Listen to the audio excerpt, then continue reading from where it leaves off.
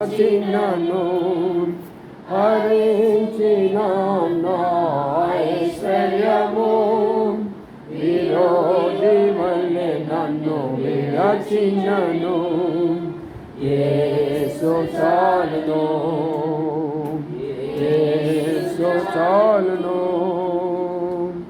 ఏ సమయమైనా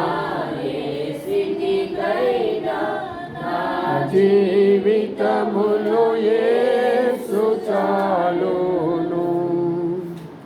పాడేటప్పుడు కొంత పొరపాటు ఉందా, తప్పు పాడుతున్నారు చూడండి. మీ పాడతాను వినండి, దాని ప్రకారం పాట నేర్చుకోండి. శాతను శోధన అధికమైన సొమ్మసిల్లక సాగి వెళ్ళగను ఓకము శరీరము లాగినను లోబడక నేను వెళ్ళగను లోకము శరీరము లాగినను లోబడక నేను వెళ్ళగను యేసు చాలును యేసు చాలును ఏ సమయమైనా ఏ స్థితికైనా నా జీవితములో యేసు చాలును. రండి, ప్రార్థన చేయ ముందు బైబిల్లో కొన్ని మాటలు చదువుకుందాం, తర్వాత ప్రార్థనలోకి వెళదాం. ఇర్మియా గ్రంథము ఇర్మియా గ్రంథం 29వ అధ్యాయం. ఇర్మియా గ్రంథము 29వ అధ్యాయము.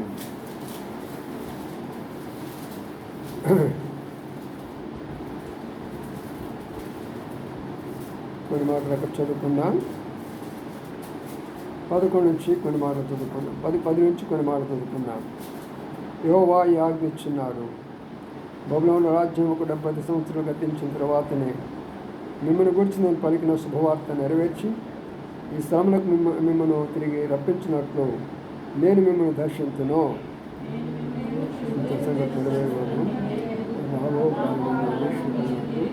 సమాధానపడి తీసినని హానికరమైన కావాలి.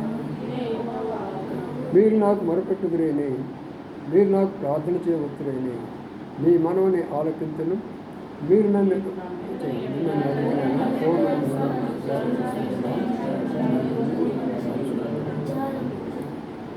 నేను కనపరుచుకుందును. ఇది యెహోవా వాక్కు. నేను మిమ్మల్ని చెరలో నుండి రప్పించదును. నేను మిమ్మల్ని చెరపట్టి జనములోకి ఏ స్థలంలో మేము తోలివేసుకును ఆ జనులందరి నుండి ఆ స్థలములన్నింటిలో నుండి మిమ్మల్ని సమకూర్చును. ఇదే యెహోవా వాక్కు.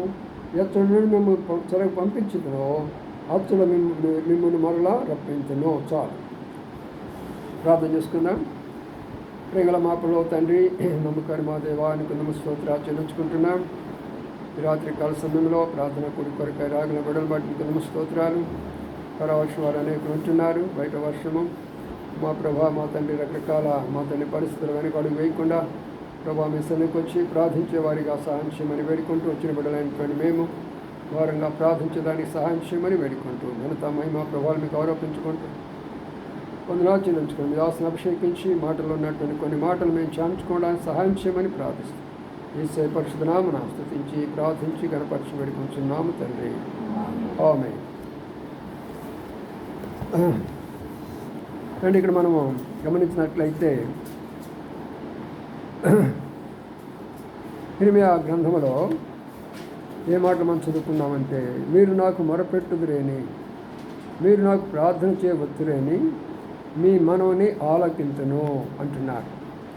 అంటే ప్రభు ఏం చెప్తున్నాడంటే, ఇశ్రాయేలు ప్రజలతోటి ఈ మాట చెప్తున్నారు. మీరు నాకు మొరపెట్టుదురేని, మీరు నాకు ప్రార్థన చేయవచ్చురేని, మీ మనవి ఆలకింతును అంటున్నారు. అంటే దాని అర్థం ఏమిటి? ఇశ్రాయేలు ప్రజలే కానీ మరి ఆయన మొరపెట్టే అనుభవం వాళ్ళకి లేదు. ప్రభువుని మొరపెట్టే అనుభవం వాళ్ళకి లేదు. ఇశ్రాయేలీయులకి ప్రభు మీద ఆధారపడే అనుభవం వాళ్ళకి లేదు. వారు పేరుకి ఇశ్రాయేలే కానీ వారు బయలుదేవతలను పూజ చేస్తుంటున్నారు.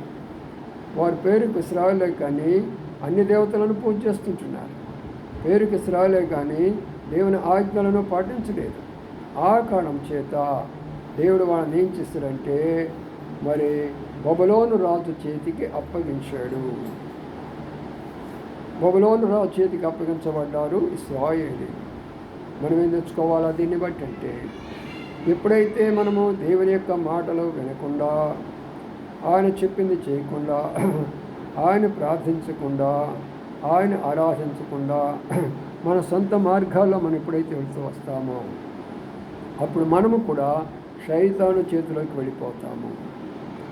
ఇశ్రాయేలు ప్రజలే, దేవుడు ఏర్పాటు చేసుకున్న ప్రజలు, దేవుడు వాగ్దానం ఇచ్చినటువంటి ప్రజలు, దేవుడు 40 సంవత్సరాలు నడిపించినటువంటి ప్రజలు, కానాను వాళ్ళకి ఇచ్చినటువంటి దేవుడు.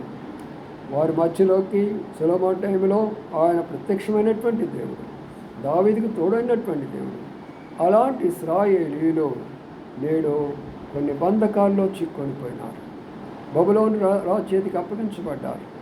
నేడు అనేక మంది క్రైస్తవులు, నామకార్థమైనటువంటి క్రైస్తవులు, ప్రార్థించలేనటువంటి వారు, ప్రార్థన అంటే అర్థం తెలియనటువంటి వారు, ప్రార్థించడానికి వారికి ఏమాత్రం కూడా మనసు లేనటువంటి వారు, ప్రార్థన అంటే వారు నిర్లక్ష్యపరిచేటటువంటి వాళ్ళందరూ కూడా శైతాను చేతికి అప్పగించబడుతుంటున్నారు.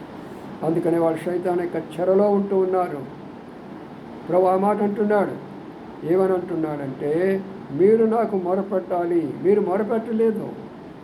బబులోను రాజ్యానికి వెళ్ళారు, హాయిగా ఆడ దాసులుగా ఉన్నారు, పని చేసుకుంటున్నారు, వాళ్ళు ఇచ్చినటువంటి పనులు చేసుకుంటూ ఉన్నారు, వాళ్ళు చెప్పింది అలా చేస్తూ ఉన్నారు, వాళ్ళ మాట మీరు వింటూనే ఉన్నారు. బబులోను రాజ్యం అంతటిలో కూడా నెబుకద్నెజరు ఒక స్టాట్యూ నిలబెట్టాడు, ఒక విగ్రహాన్ని నిలబెట్టాడు.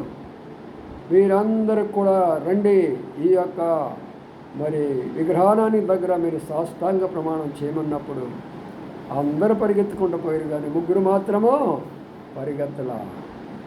షద్రకు మెషకు అబేద్నెగో అనేవారు వారు నిలబెట్టినటువంటి యొక్క ఆ స్తూపము దగ్గరికి లేక ఆ విగ్రహము దగ్గరకు మరి వెళ్ళలేదు. కాబట్టి ఏదో బబులోను దొరికిందిలే మాకు అని వాళ్ళు ఇష్టానుసారంగా జీవిస్తున్నారు. కాబట్టి వారి యొక్క జీవిత విధానంతో కూడా బానిస జీవితం అయిపోయింది. బానిసలుగా బ్రతుకుతుంటున్నారు.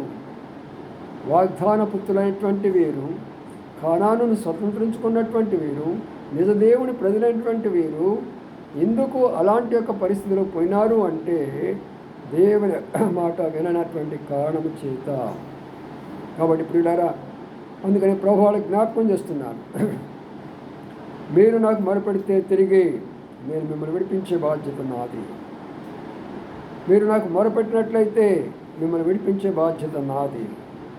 కానీ ఈనాడు కూడా మనం చేసిన ప్రార్థన ఏంటంటే, క్రైస్తవులని చెప్పుకుంటూ, విశ్వాసులని చెప్పుకుంటూ, దేవుని బిడ్డలని చెప్పుకుంటూ అన్యాచారాల్లో ఉన్నటువంటి వారు, దేవుని బిడ్డలని చెప్పుకుంటూ పాప జీవితంలో జీవిస్తున్నవారు, దేవుని బిడ్డలని చెప్పుకుంటూ లోకాచారాల్లో జీవిస్తున్నవారు, దేవుని బిడ్డలమని చెప్పుకుంటూ అనేక విధాలుగా దేవునికి అవిధేయులైనటువంటి వారి కొరకై మొట్టమొదటిగా మనం ప్రార్థన చేయాలి.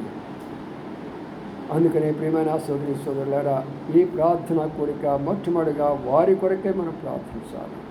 బంధించబడినటువంటి వారు, ఆ యొక్క బంధకాల నుంచి బయటికి రాలేకపోతున్నటువంటి వారు. అందుకనే ప్రభు ఆ మాట వాళ్ళని జ్ఞాపకం చేస్తున్నాడు.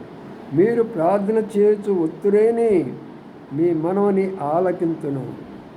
మీరు నన్ను వెదకని ఎడల, పూర్ణ మనసుతో నన్ను గురించి విచారణ చేయునెడల మీరు నన్ను కనుగొంటారు. అంటే దాని అర్థం ఏంటి? నేను మీకు కనబడటంలా.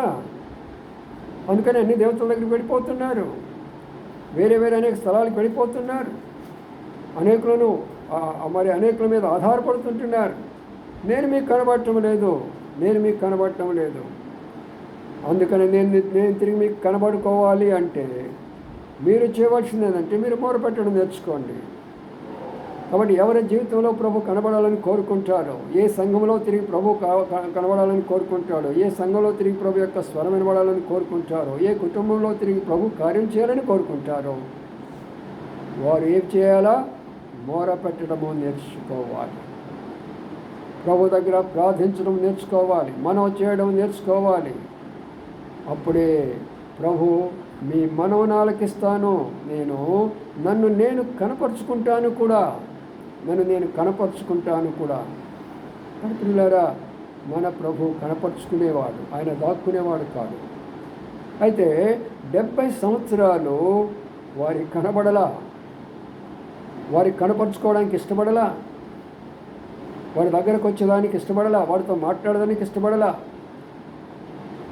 దీనికి చాలా కారణాలు ఉన్నాయి, చూసారా?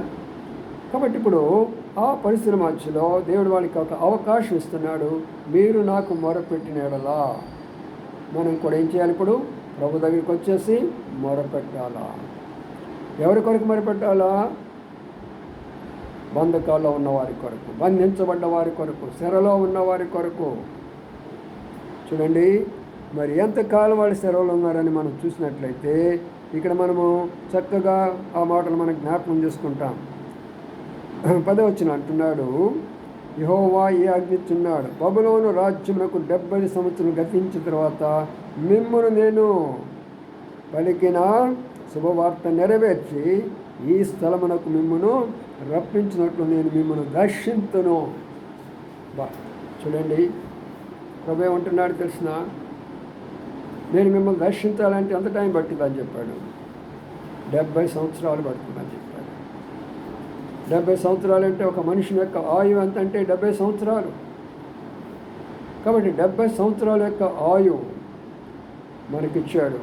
70 సంవత్సరాలు వాళ్ళని అక్కడ బానిసలుగా చేసుకున్నాడు.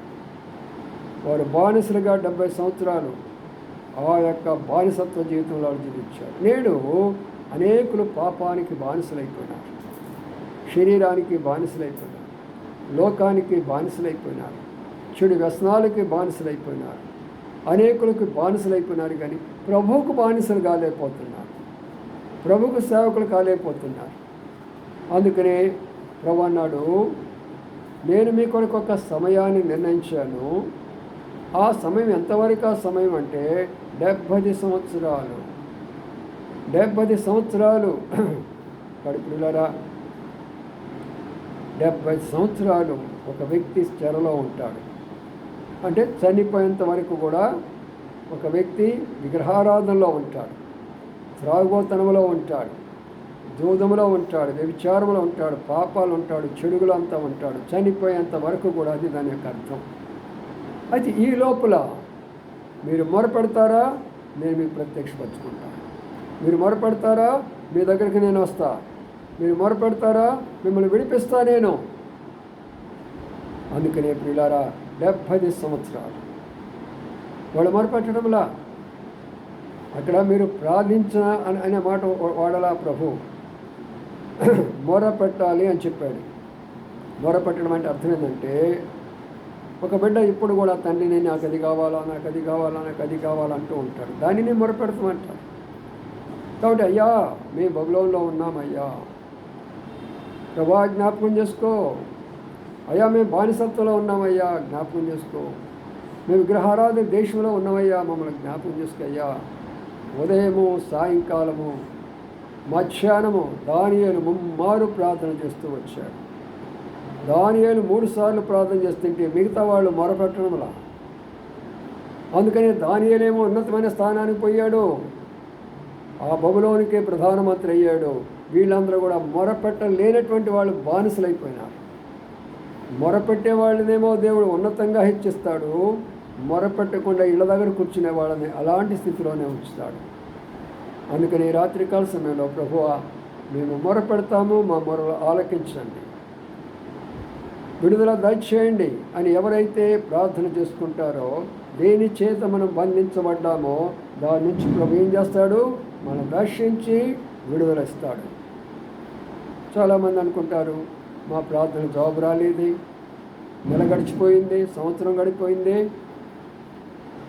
మరి 4 సంవత్సరాలు గడిచిపోయినవి, మరి ఏంటి మన ప్రార్థన ఇంకా జవాబు రాలేదంటే ప్రభు అంటున్నాడు, వాడికి సమయాన్ని నేను దర్శిస్తాను. ఆ సమయం పెట్టాను, ఆ సమయం వరకు మీకు పనిష్మెంట్ అక్కడ. కానీ ప్రతి ఒక్కరి యొక్క ప్రార్థన కూడా దేవుడు పనిష్మెంట్ పెడతాడు. ఏమిటా పనిష్మెంట్ అంటే, మీరు నన్ను లెక్క చేయకుండా మీ ఇష్టానుసారంగా వెళ్ళి కష్టంలో బాధలో వచ్చేది నన్ను అడిగితే నేను మీ మాట వింటూ ఉండాలా? ప్రభు స్పష్టంగా చెప్పారు, నీవు నా మాట వింటే నేను నీ మాట వింటా, మీరు నాలో ఉంటే నేను మీలో ఉంటా, నా వాక్యం మీలో ఉంటే మీరు నాలో ఉంటారు. వీళ్ళరా ఎంత శ్రేష్టమైనటువంటి తలంపులు చూసారా? కాబట్టి మనం ఈ రాత్రికాల సమయంలో ప్రార్థించాలా. ప్రభువా, బబులోను చెరలో ఉన్న వారందరినీ విడుదల దయచేయమని ప్రార్థన చేయాలా. అదే సమయంలో ప్రభు ఒక మాట అన్నాడు, ఏ స్థలాన్ని నుంచి మీరు వెళ్ళిపోయినారో తిరిగి ఆ స్థలానికి రావాలి అంటున్నాడు. చాలామంది దేవుని సన్నిధి నుంచి వెళ్ళిపోతారు, బయటికి తప్పిపోయిన గొర్రెల్లాగా వెళ్ళిపోతారు, వారికి ఇష్టమైనటువంటి మార్గాలకు వెళ్ళిపోతూ వస్తారు. కాబట్టి వారు తిరిగి అదే స్థలానికి రావాలా. ఏ దర్శనంలో నుంచి తప్పిపోయినారో, ఏ వాక్యంలో నుండి తప్పిపోయినారో, ఏ యొక్క మరి అనుభవంలోంచి తప్పిపోయినారో, ఏ పరిచర్యలో నుంచి తప్పిపోయినారో, ఏ సేవలో నుంచి తప్పిపోయినారో, ఏ విశ్వాసంలో తప్పిపోయినారో తిరిగి ఆ అనుభవంలోకి వారు రావాలి. అది ప్రభు చెప్పిన రెండో మాట. మిమ్మల్ని తిరిగి ఆ స్థలానికే తీసుకొని వస్తానంటే అర్థం అది. మీరు తిరిగి వస్తారు, అనుమానం లేదు, దానికి సమయం పడుతుంది. అయితే మీరు ఏ స్థలం నుంచి వెళ్ళిపోయినారో ఆ స్థలము చూసారా. అందుకని మనం చేయవలసిన ప్రార్థన ఏంటంటే, తప్పిపోయిన గొర్రెలు చాలా ఉన్నాయి ఈ లోకంలో, తప్పిపోతున్నటువంటి సహోదర సహోదరులు ఎంతోమంది ఉన్నారు ఈ లోకంలో, తప్పిపోతున్నటువంటి విశ్వాసులు ఎంతోమంది ఉన్నారు ఈ లోకంలో, తప్పిపోయినటువంటి యొక్క సేవకులు ఎంతోమంది ఉన్నారు ఈ లోకంలో. వారందరి కొరకు మనం ప్రార్థించాలా. ప్రభువా, తప్పిపోయినామయ్యా, తప్పిపోయినామయ్యా. వాళ్ళు అనుకోరు తప్పిపోయినామని. వాళ్ళు ఏమనుకున్నారు? ఒకవేళ వాళ్ళు ఏమనుకొని ఉంటారంటే, ఏముందలే బబులోను రాజు వచ్చాడు, మా దేశాన్ని పట్టుకున్నాడు, మమ్మల్ని తీసుకెళ్ళినాడులే అనుకుంటున్నారు వాళ్ళు. అది చాలా తప్పు. అలాగలేదు. దేవుడు వాళ్ళని అప్పగించాడనే మాట ఉంది. ప్రతి ఒక్క వ్యక్తిని దేవుడు అప్పగిస్తాడు. ఒక రోగానికైనా, ఒక బాధకైనా, ఒక ఇరుకైనా, ఒక ఇబ్బంది అయినా సరే, ఏ యొక్క శ్రమకైనా దేవుడు అప్పగిస్తేనే తప్పక ఎవ్వరు కూడా అప్పగించలేరు. అప్పగించడానికి కారణం ఏంటి? ఇప్పుడు నేను చెప్పాను మీకు ముందుగానే. ఏ దేవుడు వారిని ఏర్పాటు చేసుకున్నారో మర్చిపోతారు, అప్పుడు అప్పగించబడతారు. అర్థం చేసుకోవడానికి ప్రయత్నం చేయండి బాగా. ఏ దేవుడు వాళ్ళని నడిపించాడో ఆ సంగతి మర్చిపోతారు, అందుకని అప్పగిస్తాడు. ఏ దేవుడు వాళ్ళు స్వస్థపరుస్తాడో ఆ సంగతి మర్చిపోతారు, అందుకని అప్పగిస్తాడు. ఏ దేవుడు వాళ్ళని ఆశీర్వదించాడో అది మర్చిపోతారు, అందుకని అప్పగిస్తాడు. మర్చిపోయినటువంటి శద్రకు, మెషకు, అబేద్నెగో, దానియేలు మాత్రము ప్రభువు అప్పగించలా. వారు బానిసలుగా లేరు. వారు బానిసలు కాదు, వారు ఆఫీసర్స్గా ఉన్నారు, గొప్ప ఉన్నతమైన స్థాయిలోకి ఉన్నారు. ఇప్పుడు దేవుడి మాట విన్నారు, రాజు మాట వినలా. ఎప్పుడైతే నీవు నేను దేవుని మాట విని ఈ లోకాధికారుల మాటను లెక్క చేయకుండా ఉంటామో అప్పుడు దేవుడు నిన్ను హెచ్చిస్తాడు. ఇప్పుడు లోకాధికారి మాట వినేసి దేవుడి మాట వినకుండా ఉంటావో దేవుడు నిన్ను అప్పగిస్తాడు. లోకాధికారికి కొంచెం అధికారం ఉంటుంది, అయితే దేవునికి సర్వలోకం మీద అధికారం ఉంది. అందుకనే ప్రియులారా, ఇర్మియా గ్రంథం 29వ అధ్యాయంలో మనం ధ్యానించే శ్రేష్టమైన మాటలు ఏంటంటే, బబులోను స్థిరలో ఉన్నటువంటి వారిని దేవుడు జ్ఞాపకం చేసుకోవాలంటే ఆ బబులోను చెరలో వారు ప్రభుకి మొరపెట్టాలా. మీరు నాకు మొరపెట్టడం లేదు, మీరు మొరపెడతారేమి? మీరు మొరపెట్టినట్లయితే నేను మిమ్మల్ని నన్ను ప్రత్యక్షపరచుకుంటాను. రండి, చాలా విషయాలు ఉన్నాయి ప్రార్థన కాబట్టి కొన్ని విషయాలు క్లుప్తంగా చూసేసి ముగించుకుందాం. 29వ అధ్యాయంలోకి వద్దాం. ఇర్మియా గ్రంథము 29వ అధ్యాయంలోకి ఉంటాము. ఇక్కడ 11 వచ్చిన అంటున్నారు, చదవండి. 11.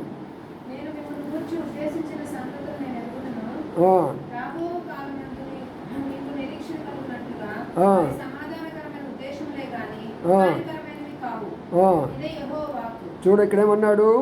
నేను మిమ్మల్ని గురించి ఉద్దేశించిన సంగతులను నేను ఎరుగుదును. ప్రతి ఒక్క వ్యక్తి కొరకై, ప్రతి ఒక్క కుటుంబం కొరకై, ప్రతి ఒక్క సంఘం కొరకై, ప్రతి ఒక్క సేవకుని కొరకై దేవుడు మనసులో కొన్ని ఉద్దేశాలు పెట్టుకుంటాడు. ఆ ఉద్దేశాలు మనకు చాలాసార్లు హానికరం అనుకుంటాం. ఆ ఉద్దేశాలు మనకు కష్టం అనుకుంటాం. ఆ ఉద్దేశాలు మనకు అనుకూలం కాదనుకుంటాం. కానీ ప్రభు అంటున్నాడు, అలాంటివి ఏమి లేవు ఇక్కడ. అవి నీకు మేలుకరము కానీ హానికరము చేయను. మన దేవుడు ఎప్పుడు కూడా హానికరం చేయడు కానీ మేలు చేస్తూ వస్తాడు. అందుకనే ప్రభువా, నీవు నా కొరకు ఇచ్చిన ఉద్దేశాలు ఏమిటో నాకు ప్రత్యక్షపరచు. నా కుటుంబం కొరకై నీ ఉద్దేశాలు ఏంటో నువ్వు ప్రత్యక్షపరచు. నా సంఘము కొరకై, నా సేవ కొరకై నీ యొక్క ఉద్దేశం ఏంటో ప్రభువా నువ్వు ప్రత్యక్షపరచని వ్యక్తిగతమైనటువంటి ప్రార్థన చేయాలి. మొదటి ప్రార్థన దేనికని చెప్పాను, బబులోన్లో బంధించబడిన వారి కొరకై ప్రార్థించాలి. అనేక మంది విశ్వాసులుగా ఉన్నవారు, అనేక మంది దేవుని నమ్ముకున్నటువంటి వారు అనేక రకాలుగా బంధించబడ్డారు. వారు ఆ బంధకాల నుంచి వాళ్ళు బయటికి రావాలంటే మొరపెట్టడం అన్నారు మన బాధ్యత. వారి కొరకు మనం మొరపెట్టాలా. వారి కొరకు మనం మొరపెట్టినప్పుడు వారికి విడుదల కలుగుతుంది. రెండవదిగా మన కొరకు మనం మొరపెట్టుకోవాలా. అయా నీ ఉద్దేశాలు ఏంటి? నా కొరకై, నా కుటుంబం కొరకై, నా సంఘం కొరకై, ఏమిటి ప్రభా నా సేవ కొరకై అని మనమందరం కూడా మొరపెట్టాలా. ఇది రెండవ తలంపు, మన ప్రభు కొరకై ఏం చేయాలనేటటువంటి విషయాన్ని. మరి మూడో దానికి మనం వచ్చినట్లయితే ఇంకో మాట కనపడుతున్నారు. అదే మాట అంటే 14 వచనము. 14 ఇది యెహోవా వాక్కు, నేను మిమ్మల్ని చెరలో నుండి రప్పించదను. నేను మిమ్మల్ని చెరపట్టి ఏ జనములోనికి, ఏ స్థలములోనికి మిమ్మల్ని తోలివేచితునో ఆ జనులందరి నుండి, ఆ స్థలముల నుండి మిమ్మల్ని సమకూర్చి రప్పించదను. ఇప్పుడు వీళ్ళు ఏం చేశారు? తోలివేయబడ్డారు బబులోనికి. అక్కడ ప్రారంభంలో ఉంటుంది ఆ మాట చూస్తే. మొట్టమొదటి వారు ఏం చేసుకున్నారంటే బబులోనికి వాళ్ళు చెరలోకి తీసుకొని పోయబడ్డారు. దేవుని యొక్క ఆజ్ఞ ప్రకారం తీసుకొని వెళ్ళబడ్డారు.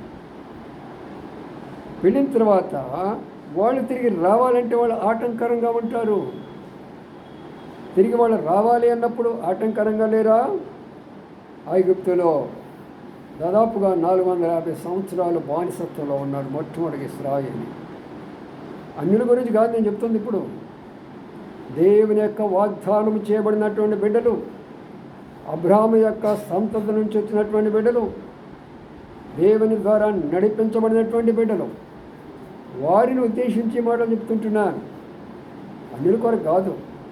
ఈ రోజుల్లో కూడా అనేక మంది క్రైస్తవులు నామకార్థముగా మారిపోయి, నామకార్థమైన విశ్వాసులుగా, నామకార్థమైన సంఘాలుగా జీవలేనటువంటి పరిస్థితిలోకి వచ్చేసేసి బానిస అయిపోయినారు. 450 సంవత్సరాలు అక్కడ.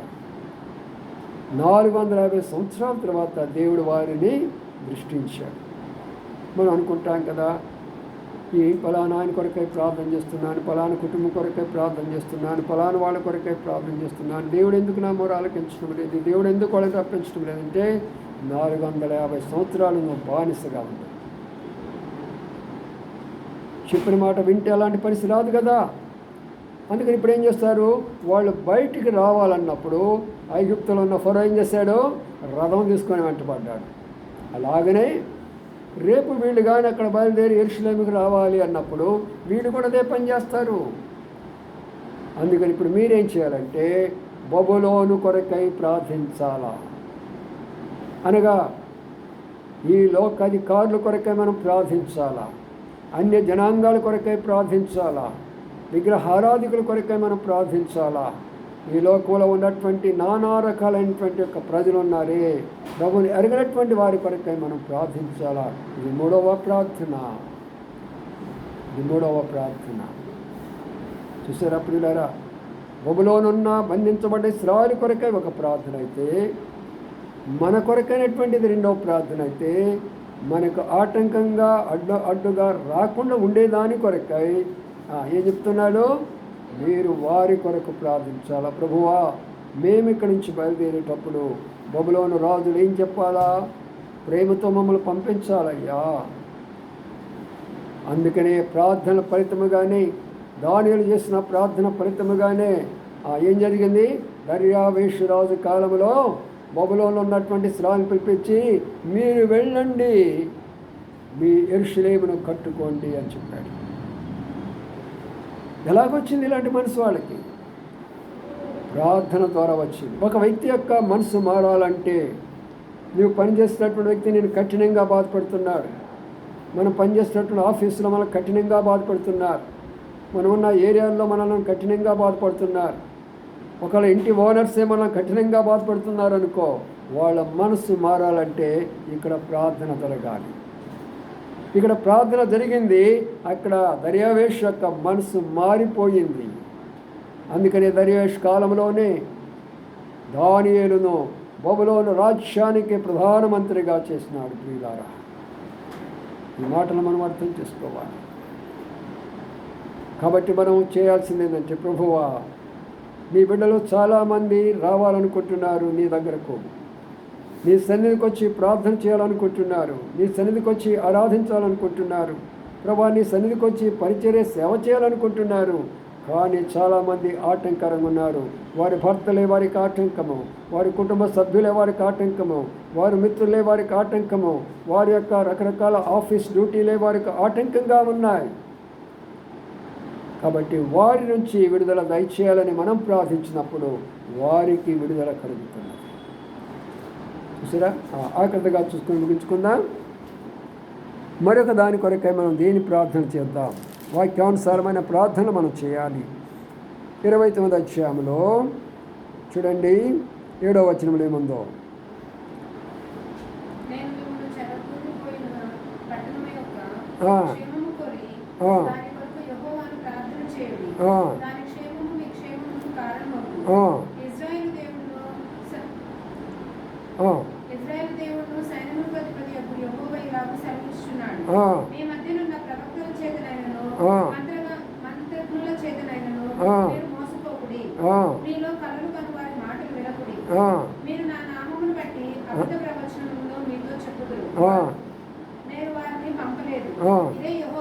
చూసావా?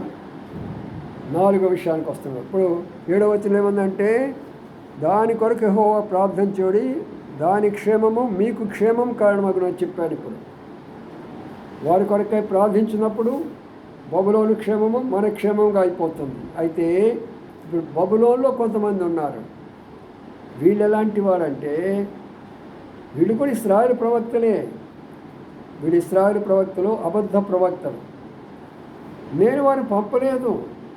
ప్రతి ఒక్కడు వచ్చేది ఈ రోజున దేవుడు నన్ను పంపించాడు, దేవుడు నన్ను పంపించాడు. అబద్ధ ప్రవచనాలు, అబద్ధ ప్రవక్తలు, అబద్ధ బోధలు. మరి ఇవన్నీ ఏం చేస్తున్నాయి వాళ్ళని? అందుకంటాడు, సమాధానం లేని సమయంలో సమాధానం అని చెప్తూ నా ప్రజలకు వెళ్ళి ఏం చేస్తున్నారంట? పైపోత పోస్తున్నారు.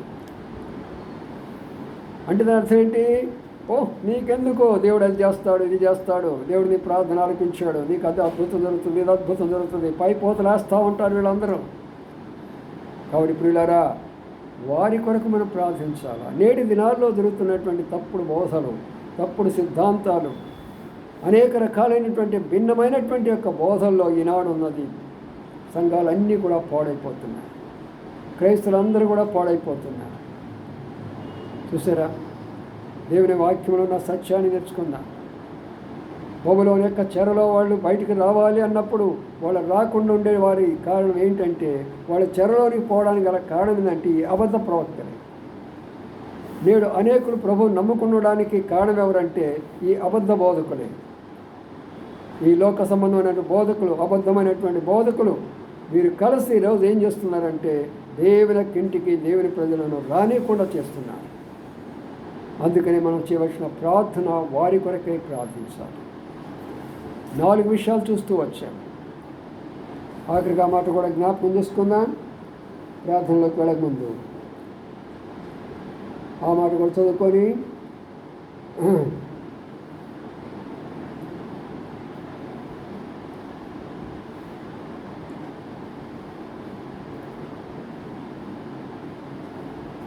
చూడండి ఆ మాటను 14వ వచనంలో చాలా పెద్దగా ఉన్నది, నేను చదువుతాను ఉందండి. ఆ మధ్య వచనం ఉంది, ఆ మధ్య చాలా ప్రాముఖ్యమైనటువంటిది. ఏ స్థలములోనికి మిమ్మల్ని తోలివేసుకునో ఆ జనులందరిలో నుండి, ఆ స్థలములు అన్నిటిలో నుండి మిమ్మల్ని సమకూర్చదను. అది ఆఖరి మాట. ఆ స్థలాలు అన్నిటిలో నుండి, కొన్నిటిలో కాదు. ఏ స్థలాల్లో వాళ్ళు